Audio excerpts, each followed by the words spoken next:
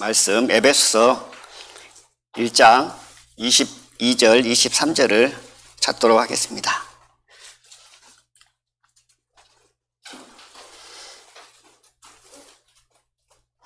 제가 읽어보겠습니다. 에베소서 1장 22절 23절입니다. 또 만물을 그 발 아래 복종하게 하시고 그를 만물 위에 교회의 머리로 주셨느니라. 교회는 그의 몸이니 만물 안에서 만물을 충만케 하시는 자의 충만이니라. 그리스도의 생활, 오늘은 교회에 관해서 함께 나누고자 합니다. 올해 들어와서 저에게 주어진 시간들이 그리스도의 생활로 이렇게 계속 나가는데, 오늘 교회로 제목을 정한 이유는 전도 집회를 끝나고 마치고 또 새로운 마음으로 교회에 관한 부분들을 생각해 보므로 꼭 저희들 삶 가운데 하나님께서 주신 부분들을 놓치고 있는 건 아닌가. 몰라서가 아니라 살다 보면 또 다른 것을 중요시 여기다 보면 하나님께서 정말 귀하게 여기고 크게 생각해야 될 부분들을 저희들 삶 가운데 놓치는 부분이 없지 않아 있는 것을 봅니다. 그래서 기초부터 다시 시작한다는 마음으로 오늘 말씀을 준비하게 되어졌습니다. 저희들이 복음 전도 집회를 구원받고 나면 계속 하잖아요. 전도 집회 기간에 복음의 말씀을, 전도 집회 말씀을 저 자신이 몇 번이나 들었을까 생각을 좀 해봤어요. 근데 금방 생각은 안 나는데, 상담하고 전하는 것과 듣는 것과 복음 전도 집회 이런 모든 부분을 다 포함하면 100번 정도는 되지 않을까 하는 생각이 들으시더라고요. 정확한 수치는 모르겠지만요. 복음 전도 집회가 그만큼 귀하고 저희들의 삶이 복음을 전해야 되는 부분이기 때문에 그렇다는 생각이 들어집니다. 예를 들어서 복음 전도 집회 말씀을 100번 들었다면 오늘 함께 나눌 말씀은 최소한 50번 정도, 50번은 좀 많으면 최소한 30번 정도는 들어야 되는 그런 말씀이다 생각 들어집니다. 저희들이 신앙생활을 하다 보면 하나님 사랑을 갈급하게 되어지고 또 거룩한 삶을 살기를 원하고 또 차원 높은 영적 삶을 살기 원하는 것이 하나님의 자녀의 마음이라는 생각이 들어집니다. 그런 삶을 추구하다 보면 이제 복음과 또 기초적인 그런 말씀들이 뒤로 물러가고 어떻게 하면 거룩한 영적인 고차원적인 삶을 살까라는 부분으로 몰두하다 보면 그런 삶이 중요하고 필요하지만 정말 중요한 복음이나 또 오늘 함께 나눌 기초적인 말씀들을 소홀히 하게 되는 그런 부분들이 없지 않아 있다라는 생각이 들었습니다. 비중으로 보면 이제 복음의 말씀을 한 10번 듣는다면 오늘 함께 나눌 말씀 한 5번 정도 들어야 되고요. 또 고차원적인 영적인 말씀들은 한 2번 정도 함께 생각하고 들으는 비율이 적당한 비율이지 않는가 하는 그런 생각이 들어집니다. 오늘 교회에 관해서 함께 묵상하고 또 함께 나누고자 하는데요. 아주 초보적인 겁니다. 익히 다 알고 있는 부분이고요. 또 이렇게 이제 특별히 자료를 사용하고 또 타이핑을 쳐서 함께 보는 것은 말로 하는 것은 한계가 있더라고요. 그래서 오늘은 특별히 전도 집회도 끝나고 그래서 또 마치 이렇게 세팅이 되고 그래서 자연스럽게 준비를 좀 해왔습니다. 그래서 다 알고 있는 내용이지만 함께 묵상하고 생각함으로 말미암아 저희들이 중요한 부분을 놓치고 있는 부분들을 찾아서 이제 교회를 위해서, 하나님을 위해서, 하나님의 영광을 위해서 살아가는 저희들의 삶이 되었으면 합니다.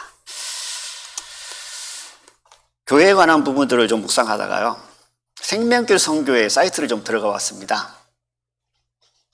예전에는 자주 들어갔는데 요즘은 이제 밴드를 많이 이용하다 보니까 또 종의 소식이나 이런 부분들을 이제 대부분 휴대폰을 통해서 밴드를 들어가서 확인을 하고 또 총회 공문들의 모든 내용들을 다 밴드로 하기 때문에 이렇게 생명길 선교회 사이트에 들어가 볼 일이 없어요. 몇 년 만에 들어간 것 같습니다. 저 같은 경우는. 근데 아직 하나씩 올리더라고요. 이제 올려진 진 부분을 제가 들어가 본 이유는 이제 교회에 관한 부분들을 묵상하다가 우리 총회에서는 교회를 어떻게 설명하고 있는가 하는 부분들을 좀 생각하고 찾아보기 위해서 들어갔어요. 그랬더니 이제 여러 부분으로 설명을 하고 있더라고요. 생명교 선교의 명칭 그래가지고 쭉 설명하고 있고 생명교 선교의 믿음 이런 부분이 있었습니다. 그러다가 우리 생명교 선교의 로고를 좀 봤어요. 자주 본 내용이잖아요. 근데 의미를 아세요? 이 그림의 의미를? 저는 정확히 몰랐어요. 대충 보고 대충 이런 분위기가 이런 내용이겠다라고 생각을 했는데 거기에 보니까 자세히 설명을 해놨더라고요. 그래서 저희들이 소속되어 있고 또 자주 접하는 로고이기 때문에 최소한 이 그림이 무엇을 의미하고 있는가라는 것은 생각을 해볼 필요성이 있다. 그리고 오늘 또 제목이 교회잖아요. 그래서 한번 봐보겠습니다. 여기 보면 빨간 색깔이 있잖아요. 뭔 것 같아요? 피죠. 이 로고 안에 복음이 들어있어요. 뭐 굳이 설명을 안 해도 대충은 알겠지만 또 막상 설명하라 그러면 긴가민가 부분이 있을 거예요. 여기 보면 이제 예수님의 보혈입니다. 보혈은 우리가 생각하면 이제 구원을 의미하고 있고 십자가를 통해서 예수님께서 피 흘려 죽으심으로 말미암아 저희들이 죄가 다 사함받고 하나님의 자녀가 됐다라는 그런 부분이잖아요. 그리고 밑에 보면 이제 성경책 그림이 있습니다. 파란색이 있죠. 이 파란색은 이제 새 사람이라는 의미가 들어있답니다. 이제 옛사람은 죽고 이제 새 사람, 새로운 삶을 시작하는 부분이죠. 그리고 성경책 내용은 이제 하나님의 말씀을 신뢰하고 하나님의 말씀에 순종하겠다라는 그런 의미가 들어있고요. 그리고 이제 생명길 선교회니까 길이 들어있죠. 이제 하나님께서 가신 그 길, 여기서 옆에 읽은 내용의 말씀을 보면 내가 곧 길이요 진리요 생명이니 나로 말미암지 않고는 아버지께로 올 자가 없느니라. 산 길, 주님의 길을 걷겠다라는 그런 내용이고요. 동그라미는 이제 온 세계에 복음을 전하겠다는 그런 의미가 들어있다고 합니다. 그래서 다음에 이 로고를 보시면 방금 말씀드린 의미를 생각하고 복음이 들어있고 그 안에 우리의 신앙의 다짐이 들어있고 또 우리가 이 세상을 살면서 복음을 전하는 그 의미가 들어있다는 내용으로 생각했으면 합니다. 생명교 선교의 명칭은 나중에 이제 궁금하신 분들이 읽어보시고요. 생명교 선교의 믿음에 관해서 좀 생각을 해보려고 합니다. 어떻게 믿고 있나? 뭐 다 하시는 말씀이고요. 제가 좀 읽어보겠습니다. 눈으로 따라 읽어보시기 바랍니다. 하나님은 전능하시며 말씀으로 천지와 만물을 지으셨다. 그리스도는 말씀이 육신이 되어 세상에 구주로 오신 하나님이시다. 성령님은 예수님을 증거하며 나타내기 위하여 보혜사로 오셨다. 성령님은 믿는 자 속에 항상 함께 계시며 말씀을 깨닫게 하시고 도우시며 인도하신다. 하나님과 예수님과 성령님은 삼위의 하나님으로 하나이시다. 교회는 예수 그리스도를 주로 영접하여 믿음으로 말미암아 거룩하게 된 성도라 부름을 입은 자들의 무리이며, 쭉 내용이 있는데 생략을 했습니다. 두 가지 색깔을 구분해서 빨간색과 이렇게 해놨는데 교회는 이런 내용이 나오잖아요. 사실 이 내용을 찾기 위해서 제가 들어갔거든요. 교회는 무엇인가? 우리가 너무 잘 알지만 또 묵상 어떤 설명을 하고 이해를 하려면 이제 구체적인 내용들이 필요하더라고요. 예수 그리스도를 구주로 영접하여 믿음으로 말미암아 거룩하게 된 성도라 부름을 입은 자들의 무리다. 이런 부분들을 하고자 합니다. 그래서 먼저 교회란 무엇인가라는 부분을 한번 생각을 하고요. 그 다음에 빨간색으로 되어 있는 삼위 하나님에 관한 부분을 좀 생각하려고 합니다. 그 다음에 교회 안의 성장의 길. 구원받고 나면 세월이 지나고 난 후에 성장이 있어졌잖아요. 근데 구원을 받았는데 1년이 지나고 2년이 지나고 10년이 지났는데 영적 성장이 없이 그대로 머물러 있다면 하나님께서 기뻐하실 일이 아니죠. 육신의 자녀가 태어나면 어떤가요? 정상적인 성장이 이루어졌을 때 부모들은 기쁨으로 그 모습을 바라봅니다. 그것처럼 하나님의 영적인 자녀들도 동일하다는 생각이 들어집니다. 때에 맞게 공급을 받고 그에 따라서 적당한 부분으로 성장이 이루어졌을 때 하나님께서 기뻐하시고 또 그런 교회가 건강한 교회다라는 그런 생각을 해보게 되어집니다. 크게 확대해서 써놨고요. 이제 교회에 관한 부분이니까요. 말씀을 좀 찾아보도록 하겠습니다. 방금 읽었던 이제 본문의 말씀도 있고요. 사도행전에 보면 9장 4절을 좀 찾아보겠습니다.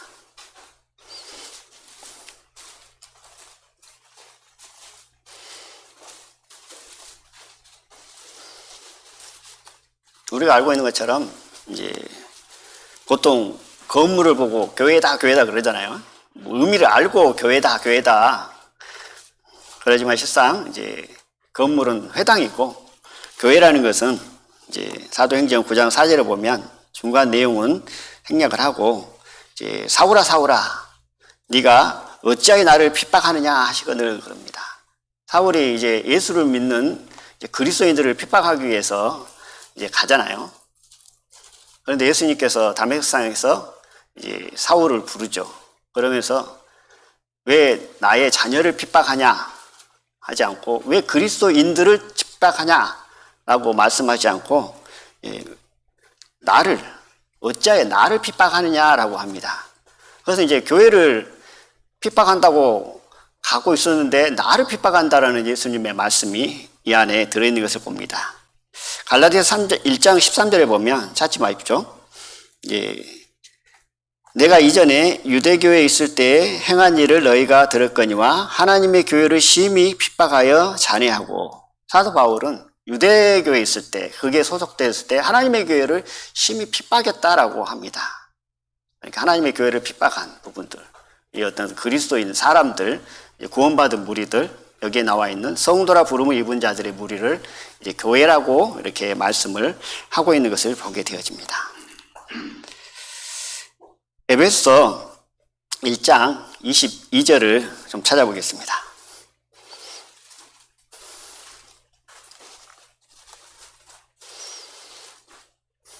에베소서 1장 22절 23절입니다. 교회를 비유적으로 하신 말씀인데요. 제가 읽어보겠습니다. 또 만물을 그 발 아래 복종하게 하시고 그를 만물 위에 교회의 머리로 주셨느니라. 교회는 그의 몸이니 만물 안에서 만물을 충만케 하시는 자의 충만이니라. 에베소 5장 23절을 찾겠습니다.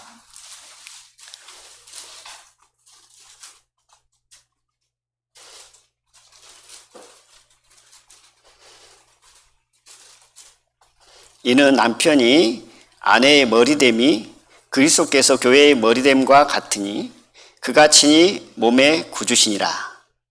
골로새서 1장 18절은 그는 몸인 교회의 머리라. 그가 근본이요 죽은 자들 가운데서 먼저 나신 자니 이는 친히 만물의 으뜸이 되려 하심이라. 교회에 관한 부분들을 이제 우리 사람 몸으로 비유했습니다. 그래서 이 몸이 예수님의 교회라는 것은 그러니까 예수님의 몸이고 또 교회의 머리는 예수님이다 라는 부분으로 교훈하고 가르치고 있습니다. 그리고 고린도전서 12장을 찾아보겠습니다.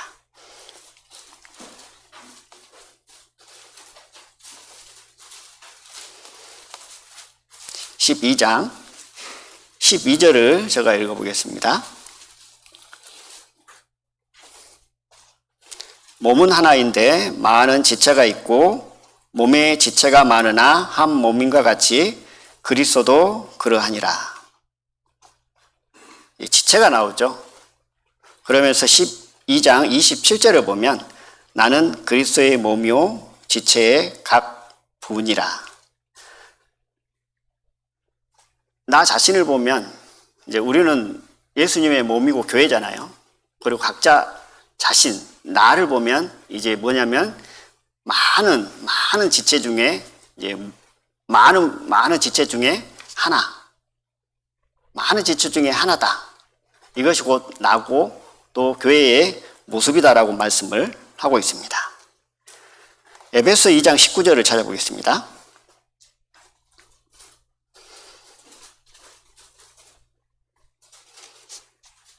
교회에 관한 말씀들을 계속 찾고 있는데요. 방금까지 찾았던 말씀은 이제 예수님의 몸, 교회의 머리, 이런 부분들로 비유로 말씀하시고, 지금 찾을 말씀은 이제 권속, 그리고 처소, 이렇게 비유를 하고 계십니다. 2장 19절부터 22절까지 읽어보겠습니다. 그러므로 이제부터 너희가 외인도 아니요 손도 아니요 오직 성도들과 동일한 시민이요 하나님의 권속이라. 너희는 사도들과 선지자들의 터 위에 세우심을 입은 자라. 그리스도 예수께서 친히 모퉁이 돌이 되셨느니라. 그의 안에서 건물마다 서로 연결하여 주 안에서 성전이 되어가고 너희도 성령 안에서 하나님의 거하실 처소가 되기 위하여 예수 안에서 함께 지어져 가느니라. 여기서 말씀하신 교회의 모습은 권속으로 표현을 하고 있습니다. 성도들과 동일한 시민이요 하나님의 권속, 가족, 그런 의미를 갖고 있죠. 그리고 조금 뒤에 들어가서 성령도 너희도 성령 안에서 하나님의 거하실 처소가 되어, 이제 처소라는 의미는 이제 집을 의미하고 있죠. 그래서 몸으로, 그리고 처소로, 그리고 권속으로, 이렇게 세 가지 비유로 이렇게 말씀을 하고 있는 것을 봅니다. 방금 읽었던 내용을 좀 정리를 했는데요. 우리는, 교회는 하나님의 권속이다, 가족이다, 그리고 하나님의 처소, 집이다, 이렇게 비유를 하고 있고요. 그리고 그리스도의 몸이다. 그러면 나는 권속 안에 많은 자녀들 중에 한 명, 그리고 하나님의 처소, 집이니까요. 이제 건물로 비유하다 보면 건축 재료가 많이 있을 거 아닙니까? 그 중에 하나, 많은 재료 중에 하나죠. 그리고 지체로 보면 많은 지체 중에 하나가 곧 바로 나다라는 그런 의미가 있죠. 그래서 교회의 의미를 생각해 보면, 또 이런 비유를 들어서 사용하신 이유를 생각하면, 저희들이 교회 안에서 머물며 섬기며 사랑하는 가운데 함께 있는 삶이 왜 필요한가라는 것들을 이 말씀을 통해서, 이 비유를 통해서 저희들은 교훈으로 받을 필요가 있다는 생각을 해봅니다. 하나님의 권속이라는 부분은 가족이라는 거죠. 한 피바다 한 몸이른 형제고 자매이기 때문에. 그래서 형제님, 자매님 이렇게 서로 부르잖아요. 그러니까 권속, 가족인데, 가족은 어떤가요? 가족은 1년에 한 번씩 만나는 것이 가족이라고 말하기가 힘들잖아요. 물론 사정과 어떤 이유가 있으면 떨어져 있겠지만, 가족은 수시로 모이고 수시로 연락을 해서 서로 교통하고 서로의 필요를 채워주고 돕고 또 협력하는 그런 부분의 관계입니다. 그렇기 때문에 하나님께서는 교회의 모습은 바로 권속, 가족이다, 이렇게 표현했다고 생각이 들어지고요. 이제 처소, 집으로 보면 이제 많은 재료들이 있습니다. 건물들은. 그 건물 안에는 수많은 재료들이 각자 위치에서 그 재료를 따라서 있었을 때 그 건물이 완성이 되어지고 온전한 건물의 모형이 되는 거죠. 그것처럼 내 자신이 많은 건축 재료 중에 하나라면, 예를 들어서 벽돌이라고 이제 비교를 해보면, 이제 구원을 받고 나서, 나 구원 받았으니까 이제 나는 천국 간다. 그런데 꼭 굳이 교회를 나가야 되나 하는 의미를 가지고 생각하시는 분이 있을 수도 있다는 거죠. 그럴 때 벽돌이라고 하면 그런 마음을 가진 사람은 어떤 마음이냐면, 벽돌이 건물에 붙어 있는 게 아니고 저 멀리 바다에 가 있다든지 산에 가 있든지 떨어져 있다는 거죠. 그러면 아무 필요가 없는 것이고 쓸모가 없는 거죠. 그래서 그리스도 안에서 한 몸이 됐습니다. 연합의 관계죠. 그러므로 우리들은 각자가 하나하나 연결되어 있는 거죠. 그것이 온전한 교회의 모습이고 그것이 건물로 비유한 부분이다라는 그런 생각을 해봅니다. 그리고 그리스도의 몸이라는 비유로 했는데요. 하나님의 가족과 하나님의 처소, 이 비유는 이 몸의 비유에 대조를 해봤을 때 어떻게 보면 좀 약한 부분이 있죠. 뭐 가족이라고 떨어져 살 수 있는 거 아닌가요? 또 집이라고 해서 그 안에 건축 재료가 좀 떨어져 있을 수도 있는 거예요. 어떤 의미로 보면. 그런데 이 그리스도의 몸의 비유에서는 절대 떨어질 수 없는 관계, 이것이 곧 몸의 비유고 그 몸의 일부분인 지체라는 사실이죠. 그러면서 말씀 가운데 쭉 살펴보면 저희들이 거의 암송하시다시피 하는 그 말씀의 내용이 있잖아요. 그 내용이 보면 발이 손들어 그렇습니다. 발이 손들어 몸에 나는 붙어있지 않는다. 이런 말씀을 하면서 그렇죠. 발이 나는 손이 아니니 몸에 붙어있지 않는다 라고 할 수 있다는 거죠. 그런데 어떻게 그것이 가능하냐라는 것이죠. 그건 불가능한 얘기라는 거죠. 왜냐하면 한 몸이기 때문에, 그리스도 안에서 연합된 관계에서 한 몸이 이루어졌기 때문에 이것은 지체가 떨어져 있다는 것은 자체가 불가능한 것이다 하는 그런 부분으로 말씀을 하고 있는 것을 봅니다. 좀 더 나가보면 그리스도의 몸, 교회인데요. 저희들이 예를 들어서 각자 내가 손가락이라고 좀 생각을 해보겠습니다. 손가락입니다. 손가락인데 이 몸이 있어요. 근데 손가락 입장에서는 나는 손가락인데 몸은 내가 아니야. 좀 말이 이상하잖아요. 손가락을 가리켜서 나는 내 몸이라고 표현을 합니다. 눈을 가리켜서도 뭐라고 하죠? 내 몸의 일부분이라고 생각하죠. 그러니까 내가 손가락의 지체의 어떤 은사를 가졌다면 이 몸 자체가 나라는 사실이죠. 내 것이 아니라 내 것이라 그러면 이상하죠. 왜냐하면 교회의 머리는 예수님이기 때문에. 근데 내 것이 아니라 나 자체라는 거죠. 이 몸 자체가. 왜냐하면 지체의 원리로 생각했을 때 그렇다는 생각을 해봅니다. 그래서 내가 눈이 아닙니다. 나는 귀입니다. 눈이 아니에요. 그게 나하고 상관없는 게 아니잖아요. 지체 원리로 보면. 다 연결되어 있고 상합하고 협력한다라는 거죠. 나는 눈이 아니지만 눈은 나라는 사실이죠. 이런 믿음을 가지고 교회를 바라봤을 때 우리가 어떤 삶을 살아야 될까 하는 그런 답은 자연스럽게 내 마음 가운데 들어오리라는 그런 생각을 해보게 되집니다. 하나님께서는 은사를 따라서 교회 안에 세우셨잖아요. 다 다르죠. 믿음의 분량도 다르고 하나님께서 주신 은혜를 따라서 은사가 다 다릅니다. 어떤 분은 눈의 역할을 하시는 부분이 있는가 하면 어떤 분은 귀의 역할을 하는 거죠. 어떤 부분은 신체의 일부분 중에 잘 보이지 않는 부분이 있죠. 그런 부분들로 역할을 하고 있다는 거죠. 하나님께서는 구원받고 난 이후에 반드시 꼭 각 지체에게 하나님의 자녀에게 은사를 하나씩 주신다는 거죠. 왜냐하면 지체이기 때문에. 나는 지체인데 하나님께서 주신 은사가 없어. 그래서 나는 놀기만 할 거야. 교회라고 나하고는 전혀 상관없어. 라는 것은 이 지체의 원리로 보면 맞지 않다라는 거죠. 하나님께서는 구원받은 하나님의 자녀들에게, 지체에게 반드시 꼭 하나씩, 최소한의 하나 이상씩 은사를 주신다는 거죠. 그러므로 교회 안에 내게 하나님께서 주신 은사가 무엇인지를 찾고 발견해서 그 은사를 따라서 수고하고 섬기는 거죠. 눈의 역할을 해야 될 사람이 나는 귀의 역할도 하고 싶다 해가지고 어때요? 귀의 역할을 한다. 물론 할 수도 있겠죠. 이제 원리로 따지면 불가능한 거지만 영적인 부분으로 살펴보면. 그렇지만 하나님께서 내게 눈의 역할을 줬다. 그러면 거기에 집중을 하고 거기에 은사를 따라서 하나님께 드리는 삶을 사는 거죠. 그리고 귀의 역할을 한 지체에게 도움을 얻는 거잖아요. 눈은 들을 수는 없잖아요. 그러므로 혼자 살 수 있는 것이 아니다는 사실이죠. 그러므로 서로 사랑 가운데 협력하고 선을 이루는 거죠. 왼쪽 손가락이 다쳤다고 해서 오른쪽 손이 책망을 하는 것이 아니잖아요. 서로 사랑 가운데 섬기고 감싸는 것이 지체의 원리인 것을 봅니다. 예전에 저희들이 찬양 예배를 하고 이러면 이제 연극도 하고 뭐 다양하게 하잖아요. 근데 이 교회의 원리와 이런 부분들을 생각하면 항시 저 머릿속에 떠오르는 내용이 있어요.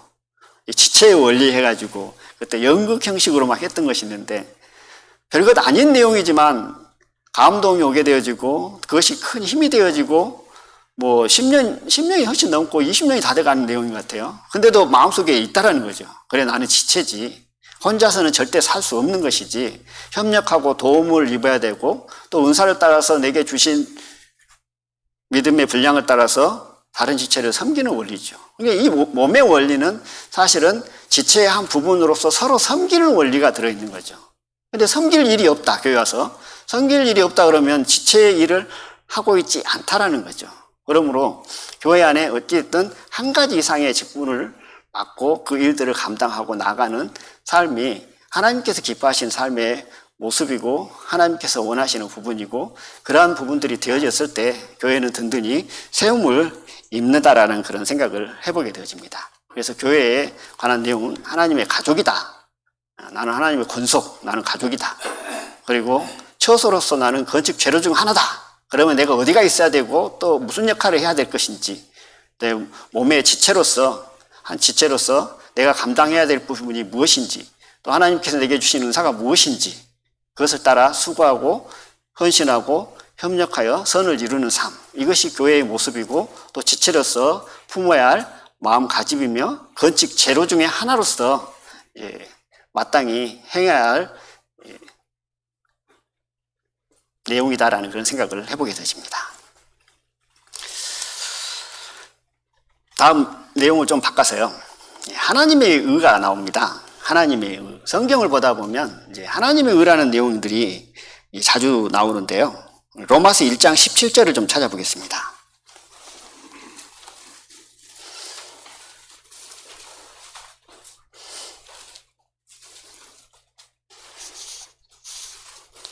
로마서 1장 17절입니다. 제가 읽어보겠습니다. 복음에는 하나님의 의가 나타나서 믿음으로 믿음에 이르게 하나니 기록된 바 오직 의인은 믿음으로 말미암아 살리라 함과 같으니라. 하나님의 의가 나타났다고 말씀을 하고 있고요. 로마서 3장 22절을 찾도록 하겠습니다.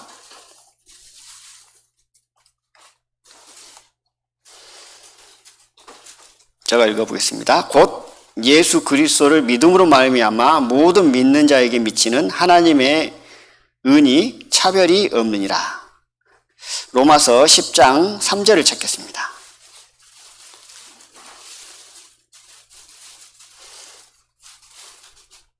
하나님의 의를 모르고 자기 의를 세우려고 힘써 하나님의 의를 복종치 아니하였느니라. 하나님의 의를 이제 세 구절 말씀을 통해서 읽어봤는데요. 여러 가지 의미가 담겨 있는데, 이제 오늘 생각해보고자 하는 내용의 의미는 하나님께서 사람을 구원하시기 위해서 하신 일, 이렇게 해석을 해도 틀리지 않다고 생각이 들어집니다. 그러니까 하나님께서 우리 인생들을 저희들이 구원하시기 위해서 세우신 계획, 하신 일을 말씀하고 있는 것이 이제 의죠.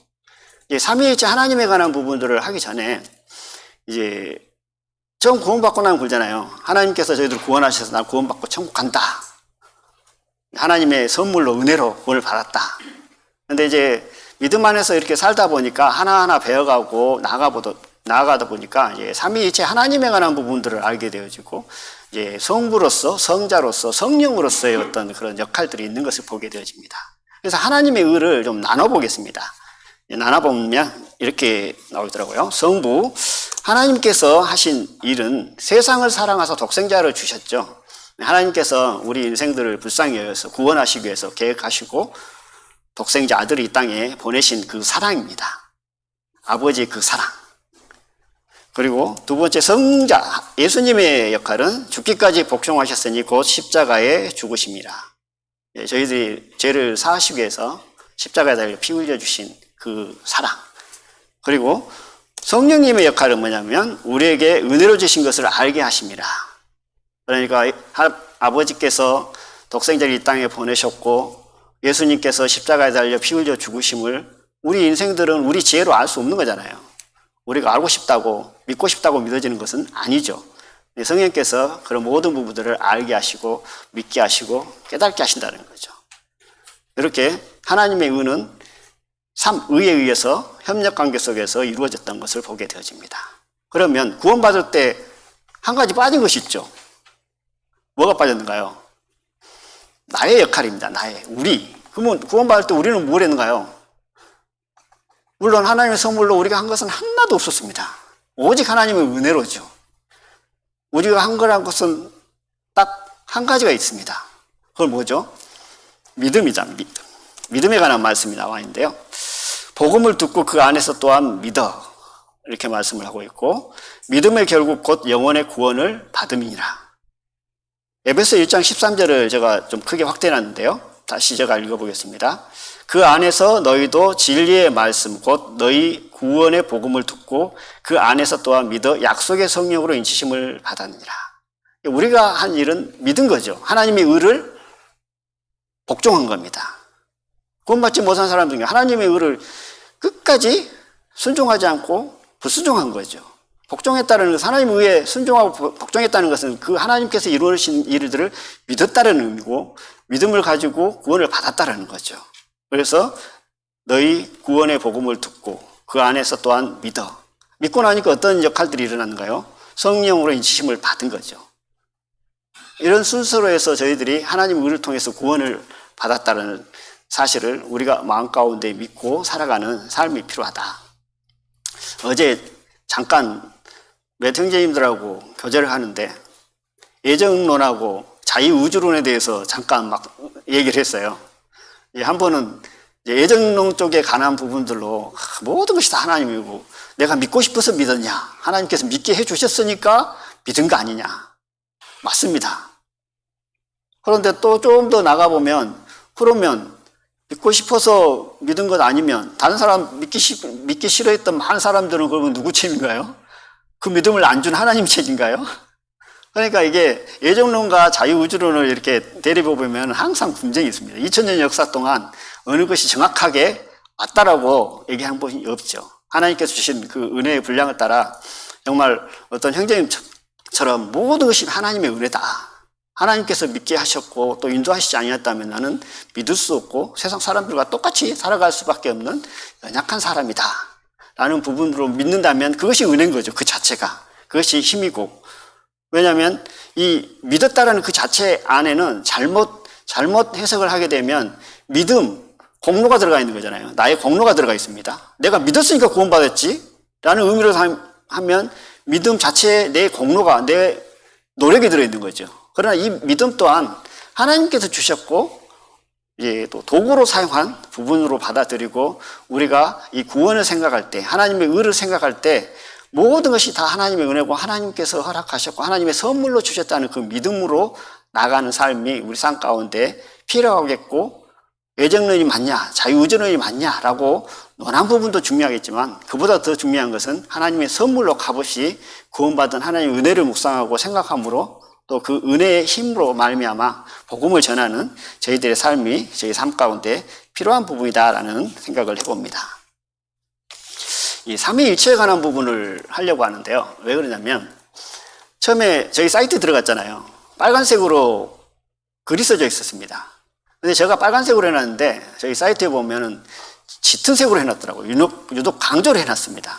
근데 이 삼위일체라는 것이 뭐 설명할 수는 없죠. 아주 신비적인 거기 때문에. 뭐 삼위일체에 관한 책을 보면 뭐 이렇게 두껍다 하더라고요. 뭐 읽어볼 엄두도 안 날 정도로. 그리고 2000년 역사 동안 그 누가 삼위일체에 관한 부분들을 정리한 사람이 없어요. 명확하게. 다 각자 자기 나름대로 주장을 하고 뭐 이렇다 저렇다고 얘기하지만, 제가 처음 구원받고 나서 삼위일체에 관한 부분들이 궁금해서 물어봤더니 뭐 말로 설명 안 되죠. 어떻게 설명을 할 거예요? 그랬더니 이렇게 비유를 해주더라고요. 물을 봐라. 물을 보면 얼음이 있고, 고체, 액체, 기체가 있지 않냐. 근데 그게 물이지 않냐. 이렇게 하더라고요. 그래서 그때 당시, 그렇구나. 뭐 더 깊이 알 필요도 없고, 단순하게 그렇게 생각하면 되겠구나 하고 넘어갔습니다. 근데 이제 시간이 지나고 보니까 그것도 정확한 답은 아니더라고요. 그러니까 이게 셋이 하나고 하나가 셋인 것을 이 인간 세계에서 어떻게 해석할 거예요? 도저히 불가능한 해석입니다. 셋이 하나인데 하나가 셋이에요. 그렇기 때문에 이게 정의가 안 되는 거죠. 그래서 많은 사람들은 어떤 나무다 비유를 했고, 사람이다, 혼과 영과 몸이 있지 않냐, 뭐 전기다, 태양이다, 이런 비유들을 많이 들어서 설명을 하지만 결국 시원하게 누가 전혀 반박을 못할 정도로 시원하게 답한 내용은 없는 것으로 이렇게 보게 되어집니다. 그래서 이제 이 삼위일체는 성경에 나와 있지는 않지만 한 250년 정도 경에 이제 그때 구약에는 유일한 하나님만 계셨잖아요. 근데 예수님이 오셨고 성령님이 계신다는 거죠. 이것을 어떻게 신학적으로 어떻게 정리할 것인가라는 부분들을 논하다 보니까 삼위일체라는 단어가 나오게 되어졌습니다. 근데 삼위일체 이 위라는 단어는 이렇게 설명을 해놨더라고요. 라틴어인데 라틴어로 배우들이 그 탈을 쓰는 부분으로 설명을 했더라고요. 탈. 그러니까 이제 삼위일체 위는 탈이다. 이 탈의 의미는 뭐냐면 1인 3역 그런 부분 있죠. 예전에 희극이나 뭐 어떤 연극을 하다 보면 사람이 부족하면 어떤가요? 한 사람이 탈을 쓰고 A라는 역할도 하고 B라는 역할도 하고 C로 역할을 하잖아요. 이제 이런 부분으로 이 삼위의 위를 시작을 했습니다. 근데 그때 당시에는 이 삼위일체에 대한 부분들을 정확하게 정리를 못했던 것 같아요. 지금도 마찬가지지만. 그러니까 고심고심하다가 사람에게 어떻게 이해를 시킬 것인가 라고 고심고심하다가 아 그래 탈 1인 3역을 설명하자라고 설명을 하고 시간이 흐른 것으로 봅니다. 그러나 이 또한 명확하게 삼위일체의 어떤 설명을 보충해 주지는 못하고 또 다른 반박들이 이렇게 나오게 되어지는 거죠. 그래서 삼위일체는 이제 뭐 이해한다는 측면보다도 저희들이 말씀을 통해서 삼위일체가 하나님의 말씀을 통해서 우리에게 교훈하신가라는 부분으로 좀 생각을 해보겠습니다. 말씀 몇 구절을 제가 적어왔는데요. 제가 읽어보겠습니다. 하나님이 이르시되 우리의 형상을 따라 우리의 모양대로 우리가 사람을 이제 지으셨다. 우리 이제 복수라는 단어를 사용했다라는 부분으로 말씀하시고요. 그러므로 너희는 가서 모든 족속으로 제자를 삼아 아버지와 아들과 성령의 이름으로 세를 주고 이제 말씀이고요. 나와 아버지는 하나이니라 하신대. 예수께서 가라사대 빌립아 내가 이렇게 오래 너희와 함께 있으되 내가 나를 알지 못하느냐 나를 본 자는 아버지를 보았거늘 어찌하여 아버지를 보이라 하느냐 나를 본 자는 아버지를 보았다라는 말씀이 있고요. 태초에 말씀이 계시니라 이 말씀이 하나님과 함께 계시니 이 말씀은 곧 하나님이시라. 말씀이 육신이 되어 우리 가운데 거하심에 우리가 영광을 보니 아버지의 독생자 영광이요 은혜와 진리가 충만하더라.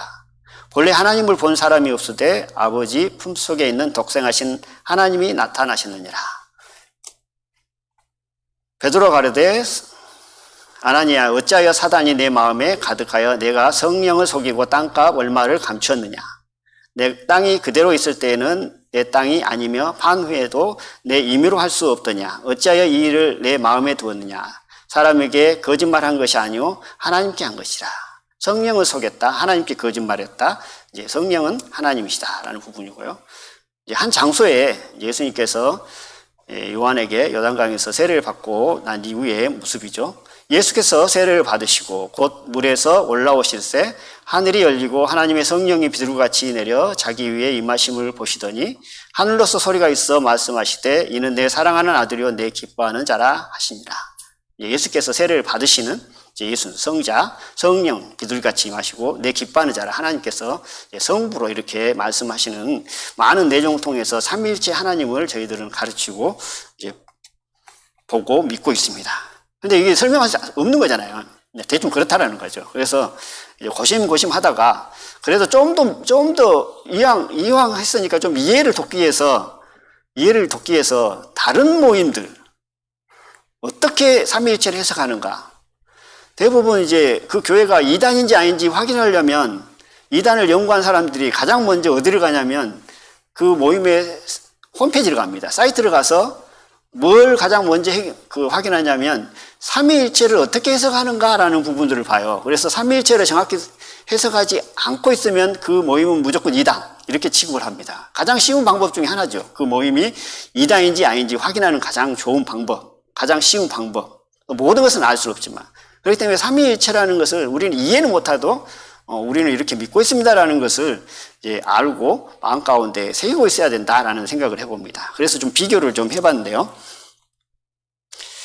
삼위일체 그러면 한 하나님입니다. 하나의 한이 아닙니다. 세 분이 한 하나님이라는 그 뜻이죠. 그리고 성부, 성자, 성령 같은 신성, 같은 영역 모든 분들이 같다라는 부분이 이 삼위일체의 어떤 부분으로 설명을 하고 있죠. 근데 문물교를 보니까 삼하나님입니다. 하나님이 세 분이에요. 성부, 따로, 성자 따로, 성령 따로인데 능력이 다 달라요. 뭐 1번 아버지, 2등 성자, 3등 성령 이렇게 설명을 하고 있더라고요. 그러니까 다른 이단교에서 삼위일체를 정확히 가르치지 않는 교회를 살펴보므로 삼위일체라는 것이 이러는 것이구나, 이런 뜻을 갖고 있는 것이구나라는 것을 좀 이해하기 쉽게 이제 설명할 필요가 있어서 이렇게 좀 다른 좀 이단적인 요소가 있는 교회들의 삼위일체에 관한 부분들을 어떻게 해석하는가라는 것들을 좀 조사를 해왔습니다. 하나님의 교회를 보니까 두 하나님이더라고요. 몽골교에서는 3하나님. 근데 하나님의 교회에서는 두 하나님인데 아버지 하나님과 어머니 하나님으로 이렇게 해석을 하더라고요.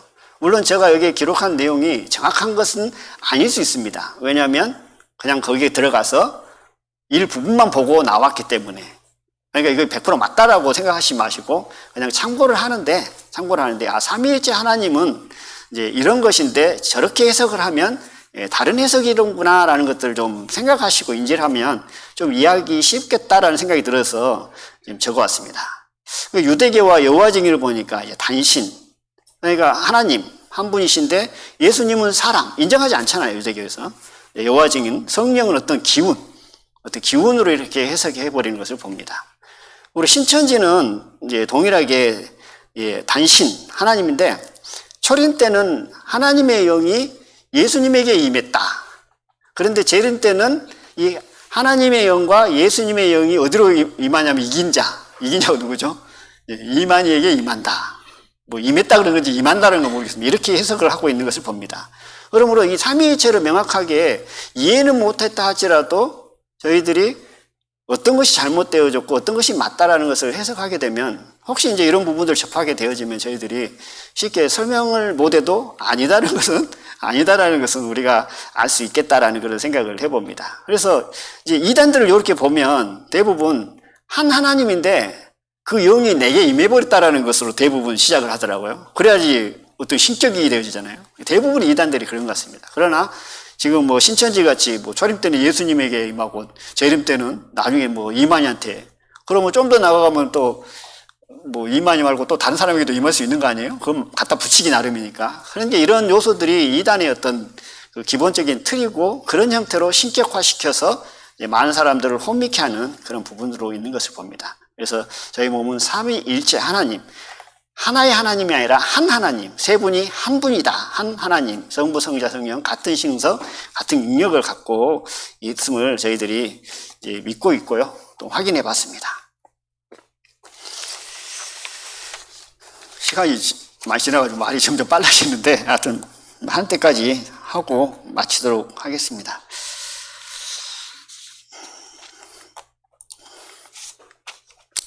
삼위일체, 토저는 이렇게 해석을 했더라고요. 그래서 제가 좀 길지만 읽어보겠습니다. 아주 아멘이 되고 그리스도인들이 품어야 할 마음이지 않는가 하는 생각이 들어집니다. 빛 가운데서 보좌에 앉아 계신 우리 선조의 하나님이시여, 우리의 언어가 얼마나 풍부하고 음악적인지요.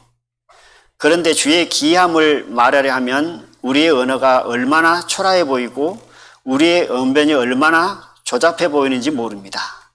삼위일체 하나님의 경외로운 신비를 생각할 때 우리는 손으로 입을 막습니다. 저 불타오르는 덤불 앞에서 우리가 구하는 것은 이해하는 것이 아니라 주 곧 삼위일체 하나님을 합당하게 경배하는 것 뿐입니다. 아멘. 이해하려고 하는 것보다도 하나님을 경배하는 것, 그것이 하나님께서 기뻐하시는 삶의 모습이다라는 생각이 들어집니다. 어찌 이 신비로운 것을 사람의 지혜로 이해할 수 있겠어요? 그렇게 수십 년 동안 그렇게 머리가 좋다는, 똑똑하다는 신학자들이 이해해 보려고 고심하고 노력하고 밤낮을 세웠지만 이해가 안 되는 부분이기 때문에 저희들은 합당하게 하나님께 예배드리고 경배하는 그런 삶을 사는 것이 하나님께서 기뻐하시는 모습이고 또 저희들이 마땅히 드려야 될 삶의 모습이다 라는 그런 생각을 해보게 되어집니다.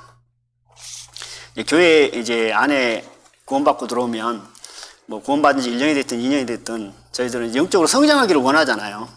그것이 이제 당연한 삶의 모습이고, 그런데 성장하지 못하고 그대로 머무르고 있다면 참 그것이 본인에게도 손해고 교회도 손해고 하나님의 근심이 되어지는 거죠. 그래서 저희들은 어찌됐든 성장이 돼야 되는데 성장의 원리, 성장의 길에 대해서 좀 생각해 보도록 하겠습니다. 로마서 6장에 보면 찾지 마십시오. 쭉 내용이 나오는데요. 내용이 길어서 필요한 부분만 이제 읽어보려고 합니다. 성장의 3단계로 이렇게 좀 생각이 들어지는데 방금 찾았던 6장의 내용에 보면 이제 알고, 그 다음에 여기고, 그 다음에 드리는 내용이 나옵니다. 그 내용을 한번 찾아서 읽어보도록 하겠습니다. 로마서 6장입니다.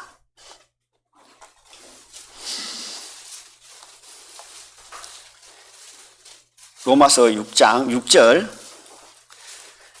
11절, 13절을 제가 읽도록 하겠습니다. 6절에는 이제 우리가 알거니와라고 했습니다. 먼저 알아야 됨을 말씀을 하고 있습니다. 우리가 알거니와 우리 옛사람이 예수와 십자가에 못 박힌 것은 죄의 몸이 매라여 다시는 우리가 죄에게 종로를 하지 아니하려 함이니. 11절입니다. 여기에서는 여긴다라는 말씀이 들어있습니다. 이와 같이 너희도 너희 자신을 죄에 대하여 죽은 자요 그리스도 예수 안에서 하나님에 대하여는 산 자로 여길지니이다. 13절입니다. 또한 너희 지체를 불의의 병기로 죄에게 드리지 말고 오직 너희 자신을 죽은 자 가운데서 다시 산 자같이 하나님께 드리며 너희 지체를 의의 병기로 하나님께 드리라. 방금 읽었던 6절, 11절, 13절의 내용의 말씀을 보니까 먼저 알아야 된다. 그리고 여기는 삶이 있어야 되고 그 다음에 드려야 된다. 이게 성장의 이제 3단계, 이 세 가지가 있어야지 영적 성장이 있음을 하나님께서는 말씀을 하고 있는 것을 봅니다. 방금 읽었던 6장의 내용은 이제 우리가 예수와 함께 십자가에 죽었다라는 부분으로 저희들에게 교훈하고 또 여기고 사는 삶, 또 드리는 삶에 대해서 말씀을 하는데 이 부분을 접목시키면 이제 구원받은 지 얼마 안 되신 분들은 좀 어려운 부분이 좀 있을 것 같아서 이제 다른 부분을 좀 접목을 시켰습니다. 어찌됐든 성장은 먼저 알아야 된다. 이제 아는데 어떤 지적인 알면서 그쳐버리면 안 되고 성령의 계시에 의해서 저희들이 아는 것, 믿는 것이죠. 그 다음에서 아는 걸로만 끝나는 것이 아니고 이제 어떻게 되죠? 여기면서 살아가야 되죠. 여기는 삶을 이제 간혹 교제해보고 또 제 삶을 돌아보면 여기면서 사는 삶을 놓쳐버리는 경우가 많더라고요. 알았으니까 이제 행해야지, 드려야지. 이제 이런 부분으로 바로 가는 경우가 있어요.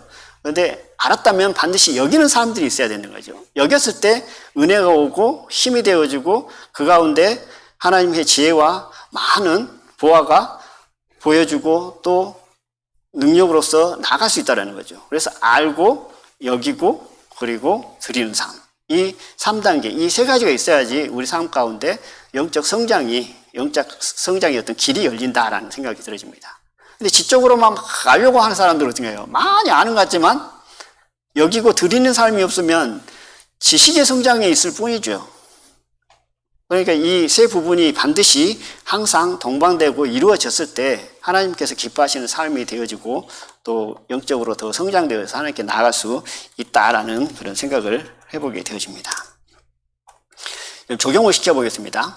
이제 처음 구원받았다고 생각을 하고 좀 생각을 해보십시오. 말씀 읽었습니다. 요한일서 5장 21절 읽어보니까 자녀들아 너희 자신을 지켜 우상에서 멀리하라 그랬습니다. 우상에서 멀리하라 하네? 뭐 기본적으로 구원받고 나면 아는 내용이지만 우상에서 멀리하라는 말씀이 들어왔습니다. 그럼 왜 그러지? 라고 생각을 해보고 고린전서 6장 19절을 읽어봅니다. 너희 몸은 너희가 하나님께로부터 받은 바 너희 가운데 계신 성령의 전인 줄 알지 못하느냐. 내가 성령이 전이네? 몰랐던 사실을 알게 되어지는 거죠. 단지 지적인 알을 뛰어넘어서 계시를 통해서 정말 내가 성령이 전이구나. 그래서 우상에서 멀리해야 되구나. 이걸 알았잖아요. 알고 나면 이제 어떻게 된 거죠? 여겨야 되죠. 하나님의 성전과 우상이 어찌 일치하리요? 라는 부분으로 생각하면서 나는 하나님의 전이고 우상과 어찌 일치할 수 있냐? 그럼 여기는 사람들이 내 삶 가운데 마음 가운데 이제 적용하고 살아면서 들어가야 된다는 거죠. 그러면 이제 그 힘이 어디서 나오냐면 이제 그 힘이 어디로 가냐면 이제 행할 수 있는 힘이 나온다는 겁니다. 단지 아는 걸로 끝나서 바로 행하면 좋겠지만 뭐 그런 경우도 있겠지만 대부분 여기는 사람들이 내 삶 가운데 있고 그 삶 이후에 어떤 부분이 나오냐면 드림으로 들어간다는 거죠. 그러면 이제 드리는 부분은 제가 사도행전 19장 19절 내용의 말씀을 좀 적어왔습니다. 사도 바울이 에베소서에서 복음을 전합니다. 구원받고 난 이후에 여기서 읽어보면 또 마술을 행하던 많은 사람이 그 책을 모아 가지고 와서 모든 사람 앞에서 불살이니 그 책값을 계산한 즉 은 5만이나 되더라는 말씀이 나옵니다. 구원받고 나니까 어떤 데인가요? 우상. 나는 하나님의 성전. 이제 이렇게 이제 예를 들어서 여겨봅니다. 그러면 그동안 구원받기 전에 어떤 삶을 살았는가요? 마술을 행하던 책. 이것을 묵상책하고 공부하고 그것을 또 적용을 하고 하고 살았다는 거죠. 우상이라는 거죠. 하나님 기뻐하시지 않는다라는 거죠. 그러면 어찌해야 되는 거예요? 이제 버려야 된다는 거죠. 이게 드림이죠. 그러니까 이제 여기서 보니까 모든 사람에게 불살아 버렸다 합니다. 근데 그 책값이 얼마나 비싼 책이었는지 모르겠지만 계산해 보니까 5만이나 됐습니다. 5만. 금액으로 따지면 뭐 대충 감은 안 옵니다만은 상당히 많은 걸로 추측이 되어집니다. 어찌됐든 간에 먼저 알아야 됩니다. 우상을 싫어하고 또 하나님의 성전 그로 여겨죠. 어찌 함께하랴. 그러면 이제 드림, 행함. 그러면 이제 거기서 알고 여기는 거 끝나는 것이 아니라 뭐죠? 드려야죠. 이제 무엇을 드려야 되나요? 내가 내 삶을 돌아볼 때 하나님 보시기에 합당하지 못한 부분들이 있다면 이제 버리는 겁니다. 근데 이게 구원받았으니까 너는 이것도 버리고 저것도 버리고 내게는 그런 힘과 은혜가 없는데 막 한다는 건 그건 율법이에요. 먼저 여기는 삶을 통해서 하나님의 은혜에 들어오고 내가 좋아했던, 구원받기 전에 좋아했던 것입니까? 좋아했던 것을 버려야 된다는 건 알아. 근데 힘이 없어. 그럼 그 힘은 어디서 온가요? 하나님의 은혜와 사랑이 내 마음 가운데 머물게 되고 내가 과거에 좋아했던 것보다도 내가 구원받은 하나님의 사랑과 예수님을 더 크게 여기면 이건 이제 아무것이 아니게 되잖아요. 그러면 자연스럽게 여기에 나와 있는 것처럼 모든 사람 앞에 불살아 버리는 것처럼 저희들 삶이 이런 사람들 알고 여기고 드리는 사람들이 이렇게 하나하나 이루어졌을 때 영적 성장이 있다는 사실입니다. 근데 시간이 지나고 1년이 지나고 20년이 지났는데도 여전히 구원받기 전에 행했던 즐겨했던 삶을 여전히 하고 있다면 어떤가요? 그 부분에 관해서는 영적 성장이 없는 거죠. 근데 물론 뭐 그 하나 때문에 그 어떤 것이 무엇인지는 모르겠지만 그 하나 때문에 나는 영적 성장이 하나도 안 됐다라고 하면 또 틀린 얘기죠. 그 부분에 관해서는 영적 성장이 없는 거죠. 그러나 다른 부분은 또 다른 지체에 비해, 다른 형제에 비해, 다른 자매에 비해 더 많은 부분으로 봉사하고 수고하고 또 버릴 수 있다라는 거죠. 어떤 분은 물질적인 부분에 약해가지고 못 버려. 근데 어떤 부분은 내가 희생하고 헌신하고 시간적인 부분에서는 주님을 향해 막 달려가는 부분이 있어요.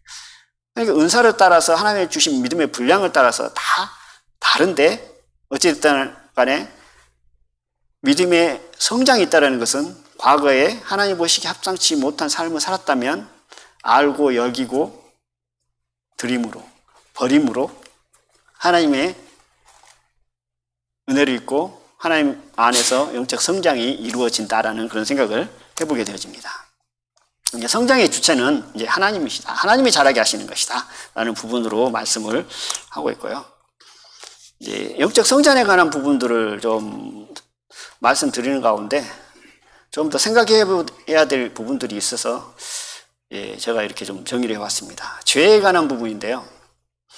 이제 좀 가려놨어요. 왜냐하면 좀 생각을 해보시라고. 다 알고 있는 내용이지만 잊어버려요. 사실 시간이 지나면 잊어버렸다는 것은 여기는 삶이 없어져 버렸다는 거잖아요. 내가 알고 내 머릿속에 있어야 여기는 삶이 있어야 되는데 잊어버렸다는 건 여기는 삶이 전혀 없다는 의미거든요. 그에 관한 것은 물론 다른 부분에 은혜를 입고 여기면서 살아가는 부분이 있지만 또 이에 관련된 부분을 생각해 보면 과거의 옛 추억 속에 나 이걸 적용하고 이해하고 살았는데 라고 또 생각할 수 있다는 거죠. 그래서 그런 의미에서 생각을 한번 해보기로 하겠습니다. 나는 죄의 형벌에서 구원을 받았답니다.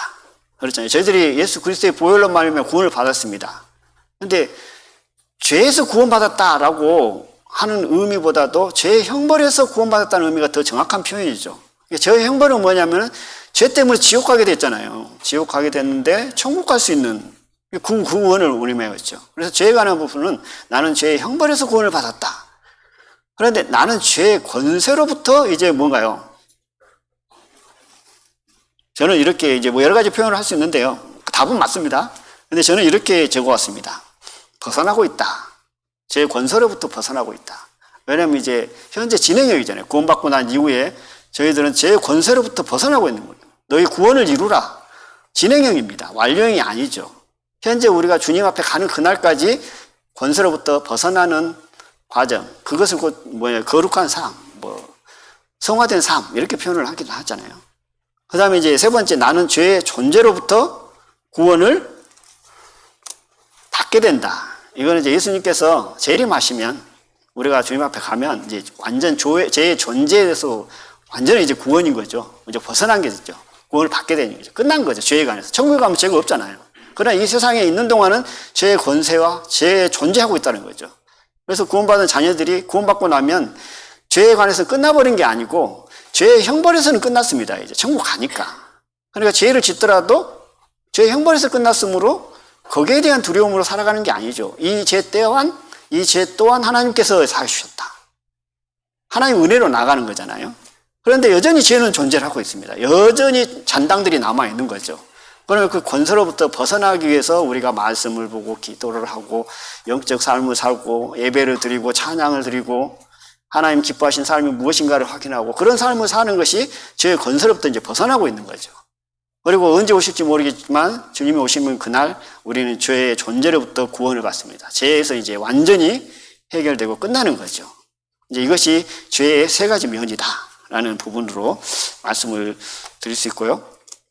이제 그리스도 안에서 한번 생각해 보겠습니다. 나는 그리스도 안으로 이렇게 들어가 보면 나의 위치는 그리스도 안에 있습니다. 그렇잖아요. 저희도 구원받으면 내 삶의 문제가 아니라 그리스도 안에 있는 겁니다. 우리 믿음으로 그렇게 돼 있는 거죠. 그러면 나의 상태는 무엇인가요? 나의 상태는 그리스도를 닮아가고 있는 겁니다. 이제 우리는 그리스도 안에 있습니다. 믿음으로 보면. 위치로 보면 그리스도 안에 있는 거죠. 그러므로 우리가 어떤 삶을 살더라도 그리스도 안에 있기 때문에 사함을 받는 것이고 은혜 안에서 살 수 있는 것이고 사랑 안에서 거할 수 있는 것이죠. 그런데 이제 그 안에 사는 삶을 살지만 구원받고 난 이후에 현재 살아가는 우리의 삶은 이제 우리의 목표는 어디냐면 그리스도를 닮아가는 삶을 이제 살아가는 거죠. 그리고 이제 세 번째, 나의 기대는 그리스도와 같아지는 겁니다. 이 내용은 뭐냐면 결국은 예수님께서 오시면 이제 같아지는 거죠. 그럼 우리의 소망인 거죠. 기대고 소망이라는 거죠. 그리고 한 가지 더 보겠습니다. 거룩에 관한 부분도 마찬가지입니다. 방금 세 부분들을 말씀드린 똑같습니다. 나의 지위는 어떤 건가요? 거룩함을 얻었죠. 믿음으로 말미암아 구원받은 하나님의 자녀들은 다 거룩한 자잖아요. 그럼 나의 상태는 어떤가요? 이제 대충 봐도 거룩함을 이루어가는 삶이죠. 이제 현재 우리가 살아가는 삶은 거룩함을 이루어가고 있는 삶입니다. 믿음과 지위로 보면 우리는 거룩한 자입니다. 이미 하나님 관점과 그런 모든 부분으로 볼 때. 그러나 실제 우리가 살아가는 데는 이제 거룩함을 이루라 명하고 말씀하고 있다는 거죠. 우리 삶 가운데 실제. 그러나 나의 소망, 나의 기대는 거룩해지는 것이다.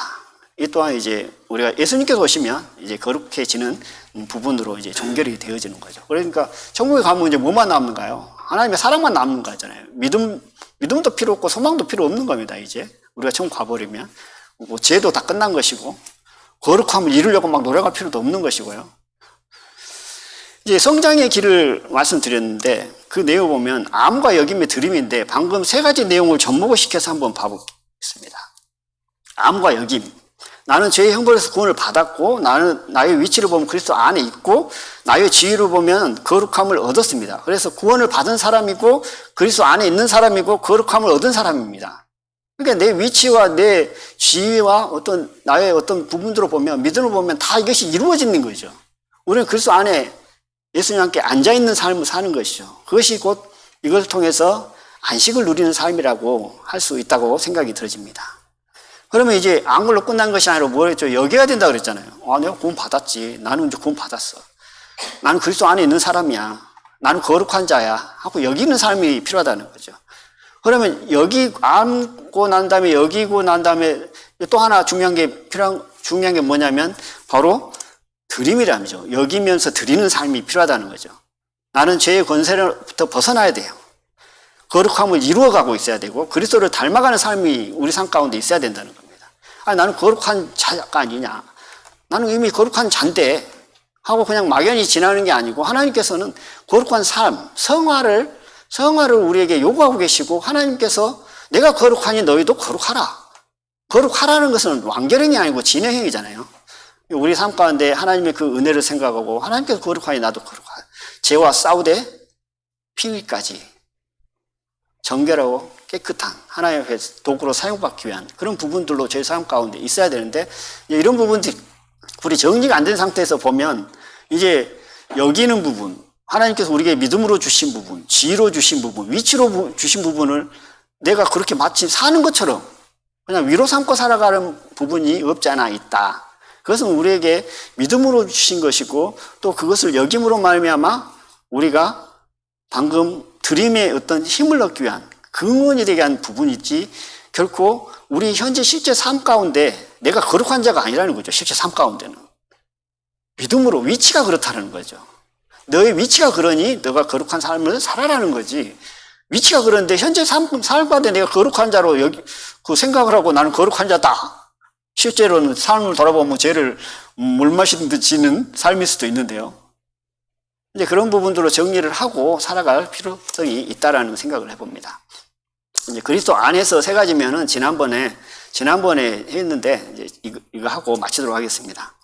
하나님에 대한 태도, 세상 사람들에게 대한 태도, 사단 마귀에 대한 태도가 있다고 했잖아요. 지난번에 이 부분들을 이제 생각을 해보면 하나님께 대한 태도는 아버지라는 태도죠. 예, 아빠. 지난번에 말씀드린 것처럼 아빠라는 의미가 들어있죠. 이게 아빠라는 것은 어린 아이가 부모 품에 안기는 거잖아요. 근데 그 아빠라는 의미는 내가 잘했든 잘못했든 그게 상관없이 안기는 겁니다. 그러면 하나님께서 품어주시고 안아주시고 용서해주시고 힘을 주신다는 거죠. 그러면 이제 그 힘을 통해서 이제 어디로 간다고요? 세상에 가면 뭘 해야 되죠? 세상에 가서는 어떤 태도를 가져야 될까? 빛과 소금의 역할을 해야 된다는 거죠, 이제. 근데 빛과 소금의 역할을 하다가 힘들고 지쳐. 내 믿음이 안 돼. 감당이 안 돼. 그럼 어디로 가야 돼요? 아빠 그러고 또 아빠 품에 들어가야 된다 그랬잖아요. 이런 삶이 그리스도인의 어떤 생활이고 삶이라는 거죠. 사단 마귀에 대한 태도는 어떤 태도를 가져야 될까요? 이제 오늘은 이렇게 적었습니다. 속지 마라. 사단 마귀에 대한 태도는 안 속으려고, 속지 않으려고, 그 괴계에 속지 않으려고 깨어 있는 삶을 살고 말씀을 묵상하고 기도하고 하나님 앞에 예배드리며 찬양을 하는 그런 사람들이 우리 삶 가운데 지속적으로 있었을 때 속지 않는 삶을 산다라는 겁니다. 근데 이게 정리가 안 되면 세상에 가서 뭘 한다 그랬죠? 안식을 하려고 한다니까요. 사단 마귀의 거짓에 속아가지고 혼란 가운데 살아갈 수밖에 없다는 거죠. 그러므로 말씀을 볼 때나 우리가 삶 가운데 적용할 때 또 실제 우리가 하나님 앞에 드릴 때 이런 부분들을 묵상하고 생각한다면 이제 기본적인 부분들이 이루어져서 영적 성장에 이제 많은 도움이 되어진다는 생각을 해봅니다. 방금 이제 그리스도 안의 생활의 어떤 태도의 어떤 초보적인 기본적인 태도였다면 좀 성장한 사람의 마음은 이래야 된다는 생각이 들어서 좀 바꿔왔습니다. 좀 성장한 사람, 하나님에 대한 태도가 어떤 마음이 될까요? 언제까지 아빠 하고 그러고만 살 거예요? 필요합니다. 구원받은 지 10년, 20년, 50년 됐다 할지도 아빠 그러고 품 안에 안기는 삶은 누구나 필요하죠. 어린 아이니까요. 그러나 장성한 자의 믿음으로서 바라보면 또 다른 시각으로, 또 다른 믿음으로 봐야 된다는 겁니다. 그건 뭐냐면, 이제 그리스도의 종으로서의 삶을 살아야 된다. 장성한 자라면, 그것이 또 마땅한 자다. 하나님을 두렵고 떨림으로 바라볼 줄 아는 삶의 믿음이 필요하다는 거죠. 언제까지 아빠하고만 10년이더라도 똑같은 잘못을 하고 있으면서 아빠하고, 아빠 이제까지 용서해줬습니다. 라고 살아간다는 것은 여전히 어린 아이로 남아있는 거죠. 우리가 때로는 힘들고 아무리 영적인 장성한 분량을 갖다 할지라도 힘들고 어려울 때 아버지 품 안에 들어가는 것은 당연한 것이죠. 그러나 거기에 머물러 있는 삶은 어린아이의 삶이다. 그러므로 하나님 앞에 그리스도의 종으로서 나가는 태도가 우리 삶 가운데 분명히 필요하다. 그리고 세상에선 그리스도의 향기가 돼야지. 빛과 소금이 될 수 있는 거지만 그리스도의 향기가 되기 위해서 그리스도인으로서의 삶을 살아가고 또 그리스도를 닮아가야 그리스도의 향기가 나타나고 성령의 능력을 입어야 그리스도의 향기가 나타나고 드러나는 거잖아요. 그런 부분이고요. 마귀에 대한 태도는 이제 그리스도의 원수다. 그래서 대적하는 거잖아요. 속지 않는 것, 같은 내용이지만 대적하고 이런 사람들이 저희 삶 가운데 적용을 하고 또 여기고 살아가는 삶이 있어야 되고 또 드리는 삶이 지속적으로 있었을 때 영적 성장이 있게 되어지고 더 깨어있는 삶이 되어지고 하나님 앞에 나아가는 삶의 모습이 되어지지 않는가라는 그런 생각을 해보게 되어집니다. 마무리를 하는데요. 오늘 교회에 관한 부분을 함께 생각했잖아요. 교회에 관한 가장 이제 자세한 말씀의 내용이 고린도전서 12장 12절로 27절의 말씀의 내용입니다. 그래서 이 말씀의 내용을 집에 가서 읽어보시기 바랍니다. 다 읽어보려고 했는데 시간이 많이 지나서요.